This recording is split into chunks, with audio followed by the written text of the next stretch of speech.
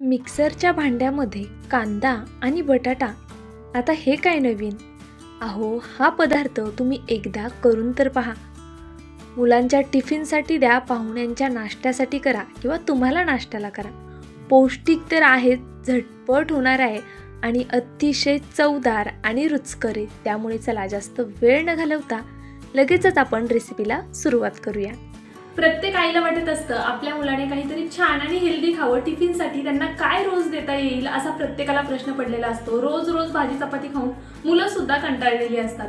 तर मग अशा वेळी काहीतरी हेल्दी पाहायचंय ना, टेन्शन घेऊ नका. चला लगेच रेसिपीला सुरुवात करूया. आज मी तुम्हाला खूप छान हेल्दी रेसिपी दाखवणार आहे. हाय हॅलो नमस्ते, मी पूजा, मी आणि बरंच काही या यूट्यूब चॅनलवर तुम्हा सगळ्यांचं अगदी मनापासून स्वागत करते. चला वेळ न घालवता लगेच रेसिपीकडे वळूया. बहुतेक वेळा आपल्याला भाजी चपाती करायचा कंटाळा येतो. त्यावेळी ही रेसिपी खरंच उत्तम आहे. अगदी झटपट होणार, पोटभरीची होणार. तर पहा, त्यासाठी काय करायचे आपल्याला. सगळ्यात आधी 2 बटाटे घ्यायचे. तुम्हाला हा पदार्थ किती क्वांटिटीमध्ये करायचा आहे त्यानुसार तुम्ही ते बटाट्याचं प्रमाण कमी जास्त करू शकता. आत्ता ही रेसिपी मी तुम्हाला 3 जणांसाठी दाखवते, 3 जणांच्या नाश्त्यासाठी. त्यासाठी बघा, इथे मी 2 बटाटे घेतले. दोन्ही बटाट्याची साल काढून घेतली. बटाटा घेताना कच्चाच घ्यायचा आहे. हवं असेल तर तुम्ही उकडलेला बटाटा सुद्धा घेऊ शकता. पण जर उकडलेला बटाटा उकडायला वेळ नसेल तर तुम्ही कच्च्या बटाट्याची सुद्धा ही रेसिपी अगदी आरामात करू शकता. व्हिडिओमध्ये दाखवले त्या पद्धतीने आपल्याला बटाटा कट करून घ्यायचा. खूपच मोठ्या मोठ्या फोडी ठेवू नका, म्हणजे मग मिक्सरमध्ये ज्यावेळेस आपण हे बारीक करणार त्यावेळेस तुम्हाला जास्त असा त्रास होणार नाही आणि लवकर हे बारीक होईल. जर खूप मोठ्या फोडी ठेवल्या बटाट्याच्या सुद्धा आणि कांद्याच्या सुद्धा तर बहुतेक वेळा त्यामध्ये बऱ्याचदा बटाटा किंवा कांदा तसाच अखंड राहतो. त्यामुळे थोडा बारीक असा कट करून घ्यायचा. तुम्ही यापेक्षाही बारीक कट केला कांदा आणि बटाटा तरीसुद्धा चालणार आहे. तर पहा, इथे मी एक मोठ्या साईजचा कांदा अशा पद्धतीने कट करून घेतला आणि 2 बटाटे घेतलेले आहेत. आपण जितका बटाटा घेतोय ना त्याच्या अर्धा कांदा घ्यायचा. म्हणजे जर 1 कांदा असेल तर 2 बटाटे इथे आपल्याला घ्यायचे. पहा, अशा पद्धतीने मी कांदा आणि बटाटा कट करून घेतला. आता मिक्सरचं भांडं लहान आहे त्यामुळे मी 2 स्टेजमध्ये हे वाटून घेणार आहे. पण जर तुमचं मिक्सरचं भांडं मोठं असेल तर तुम्ही एकाच स्टेजमध्ये हे सगळं वाटून घेऊ शकता. तर पहा, इथे मी मिक्सरच्या भांड्यामध्ये काही बटाटा आणि कांदा एकत्रित घातलाय. बाकीचा नंतर वाटू. आता यामध्ये चवीनुसार मिरच्या घालायच्या. मिरच्या थोड्या जास्त घाला, हा पदार्थ थोडा झणझणीत छान लागतो. सोबतच भरपूर अशा लसूण पाकळ्या घातलेल्या आहेत. त्याचबरोबर अर्ध्या लिंबाचा रस आवर्जूनच घाला. आता जर लिंबाचा रस नसेल तर तुम्ही यामध्ये दह्याचा सुद्धा वापर करू शकता. ज्या चमच्याने आपण पोहे खातो त्या चमच्याने 2 ते 3 चमचे दही इथे तुम्ही घालू शकता. त्यानंतर भरपूर अशी कोथिंबीर घालायची. कोथिंबिरीमुळे आपल्या या पदार्थाला रंग खूप छान येणार आहे. जराही पाण्याचा वापर न करता इथे मी हे संपूर्ण जिन्नस छान बारीक वाटून घेतलेले आहेत. आता हे आपण एका मोठ्या भांड्यामध्ये काढून घेऊ. तुम्हाला माझा व्हिडिओ थोडा जरी आवडला असेल तर प्लीज व्हिडिओला एक लाईक करा, चॅनलला सबस्क्राईब करा. सबस्क्राईब केल्यानंतर बेल आयकन प्रेस करायला विसरू नका. ऑलवर क्लिक करा म्हणजे माझ्या प्रत्येक व्हिडिओचं नोटिफिकेशन सगळ्यात आधी तुम्हाला येईल. हाईप या ऑप्शनवरती क्लिक करून जे काही पॉईंट्स असतील ते द्यायला मात्र विसरू नका. तुमचं एक लाईक, एक सबस्क्राईब आणि हे हाईपचे पॉईंट्स माझ्यासाठी खूप मोलाचे आहेत. छानशी कमेंट करा. चला रेसिपीकडे वळूया. तर पहा, इथे मी हे संपूर्ण अशा पद्धतीने काढून घेतलं. आता जे राहिलेला बटाटा आणि कांदा आहे तो सुद्धा वाटून घेतला आणि तो सुद्धा इथे पहा अशा पद्धतीने काढून घेते. आता यामध्ये तुम्ही बटाटा आणि कांद्यासोबत इतरही भाज्या ॲड करू शकता. हवं असल्यास पालक घातलं तर अजून जास्त पौष्टिक होईल.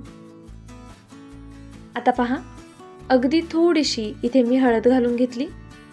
त्यानंतर यामध्ये चवीनुसार मीठ घालून घ्यायचं. मीठ तुम्ही तुमच्या अंदाजे कमी जास्त करू शकता. त्याचबरोबर यामध्ये मी 2 वाट्या बाजरीचं पीठ घेणार आहे. पहा, लहान वाट्या आहेत. लहान वाटीने मी इथे 2 वाटी बाजरीचं पीठ घेतलं. आता हे सर्व जिन्नस छान असे एकजीव करून घेऊया. आपल्याला यामध्ये जास्त पिठं घालायची नाहीत. जर तुम्ही जास्त पिठांचा वापर केला तर हा पदार्थ चवीला तितका छान लागणार नाही, त्यामुळे पीठ शक्यतो थोडं कमीच वापरायचं. जर तुम्हाला जास्त क्वांटिटीत करायचे तर मग कांदा आणि बटाट्याचं प्रमाण वाढवायचं. पहा, अशा पद्धतीने मी हे छान असं मिक्स करून घेतलं. आता हे मला थोडंसं घट्टसर वाटतंय, त्यामुळे मी ह्याच्यात थोडंच पाणी घालणार आहे. पहा, थोडं थोडं करून पाणी घालते आणि आता हे व्यवस्थित असं मिक्स करून घेते. शक्यतो जास्त पाणी लागलं नाही पाहिजे ना आपल्याला, त्यामुळे ज्यावेळेस आपण पीठ घालतोय ते कमी प्रमाणामध्ये घाला. तर पहा, इथे मी हे छान हलवून घेते, छान एकसारखं करून घेते. इथे बाजरीच्या पिठाऐवजी तुम्ही ज्वारीचं पीठ वापरू शकता किंवा मग थोडं तांदळाचं पीठ आणि त्यामध्ये थोडं बेसन पीठ सुद्धा घेऊ शकता. पीठ तुम्ही तुमच्या आवडीनुसार जी हवी ती तुम्ही इथे घेऊ शकता. पहा, सगळं मिक्स करून झालं की यामध्ये भरपूर असे पांढरे तीळ घालायचे. वातावरण थंड आहे त्यामुळे तीळ आवर्जून घाला. आहे की नाही हा नाश्ता किती पौष्टिक. यामध्ये पहा, आपण सगळ्या घरातल्याच वस्तू वापरलेल्या आहेत. अगदी झटपट होणार आहे, कमीत कमी साहित्यात तयार होणार आहे. फक्त कांदा बटाटा काही जिन्नस त्यासोबत घालून आपल्याला इथे मिक्सरला फिरवून घ्यायचे. काही बेसिक साहित्य घालून हे बॅटर तयार करून घ्यायचे. पहा, मी यामध्ये अगदी थोडासा इनो घालते. इथे मी तुम्हाला दाखवत होते की अर्धा पॅकेटलाही कमी इतपत हा इनो आहे. आता मी यामध्ये इनो घालून घेतला आणि थोडंसं पाणी घालूया आणि हे छान असं मिक्स करून घेऊया. आता जर तुम्ही दह्याचा वापर करणार असाल ना तर इनो नाही घातलात तरी चालेल. पण जर तुम्ही दही वापरत नसाल, फक्त लिंबू वापरणार आहात, तर मग थोडासा तरी इनो किंवा खायचा सोडा थोडासा ॲड करा. त्यामुळे आपण जो हा पदार्थ करतोय ना तो छान असा मऊसूद आणि जाळीदार होतो. तर पहा, इथे आपलं हे बॅटर तयार झालेलं आहे. आता आपण याचे डोसे करायला घेऊया. अतिशय पौष्टिक आणि हेल्दी डोसे आपण आज करतोय. झटपट होणार आहेत, त्यामुळे टिफिनसाठी नक्कीच देऊ शकता. इथे मी पॅनला थोडंसं तेल लावून घेतलं. तुम्ही तेलाऐवजी तूप किंवा बटर वापरू शकता. पहा, सगळीकडे छान असं तेल मी एकसारखं पसरवून घेतलं. त्यानंतर यावरती असा डोसा घालून घ्यायचा. पहा, आपल्याला खूप दाटसर असा डोसा घालायचा नाहीये आणि अगदीच पातळही करायचा नाहीये. व्हिडिओ दाखवतीये ना, अगदी त्या पद्धतीने हा डोसा आपल्याला पसरवून घ्यायचा आहे. आता हे बाजरीचं पीठ आहे, त्यामुळे जसं आपण तांदळाचा डोसा करतो ना त्या पद्धतीने पसरला नाही जाणार, पण ह्याचा डोसा खायला खूप छान लागणार आहे. तर पहा, इथे मी असा एकसारखा हा डोसा पसरवून घेतला.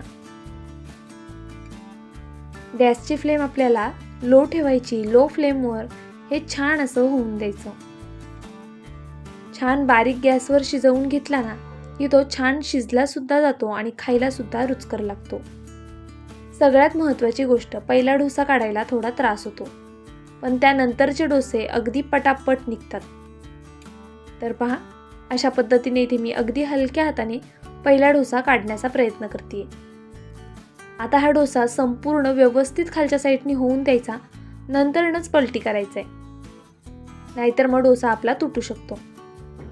पहा, एक साईड छान झालेली आहे.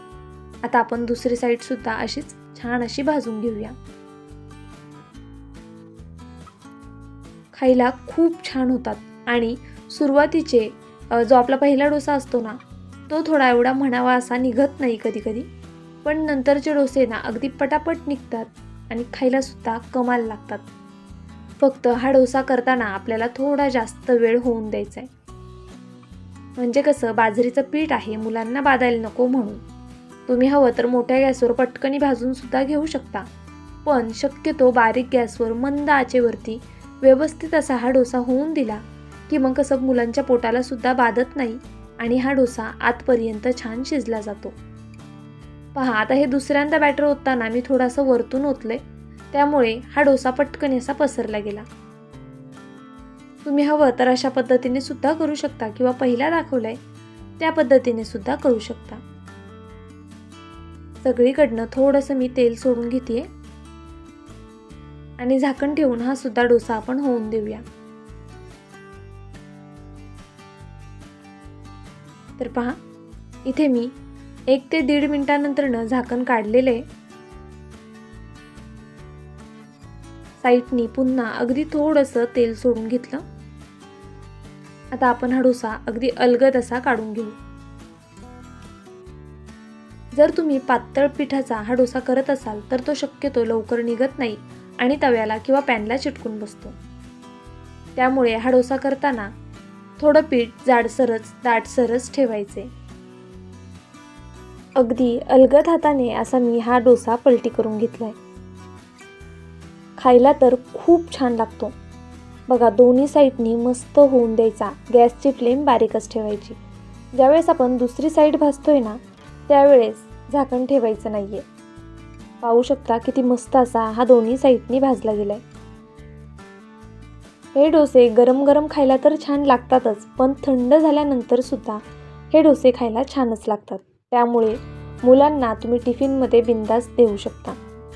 आता हा वरचा खूप गरम आहे, तर पहा मस्त असे मऊ लुसलुशीत असे हे डोसे तयार झालेत. त्याला एक क्रंचीनेस येतो एका साईडने आणि दुसऱ्या साईडने थोडा मऊसूद राहतो. तर पहा, खालचा डोसा थोडा थंड आहे, हा दाखवते मी तुम्हाला. बघा किती मऊ आहे. हा डोसा तुम्ही कोणत्याही प्रकारच्या चटणीसोबत नक्कीच खाऊ शकता किंवा मग सॉस वगैरे सोबत खायचा असेल तरी सुद्धा तुम्ही त्यासोबत खाऊ शकता. चहासोबत सुद्धा हा डोसा खायला खूप जास्त छान लागतो. तर बाकीचे सुद्धा डोसे मी अशाच पद्धतीने तयार करून घेणार आहे. तुम्हाला हा व्हिडिओ थोडा जरी आवडला असेल तर प्लीज व्हिडिओला जाता जाता एक लाईक करा. नवीन असाल तर सबस्क्राईब करा. उद्या भेटूया छानशा रेसिपीसोबत.